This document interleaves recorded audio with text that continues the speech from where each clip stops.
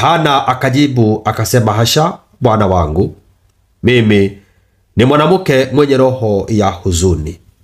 Mimi sikunywa divai wala kileo, ila nimeimimina roho yangu mbele za Bwana. Mwanamke huyu akiangaliwa na kuhani wa Mungu ambaye alikuwa ni Eli wakati ule. Eli alidhania Hana amelewa,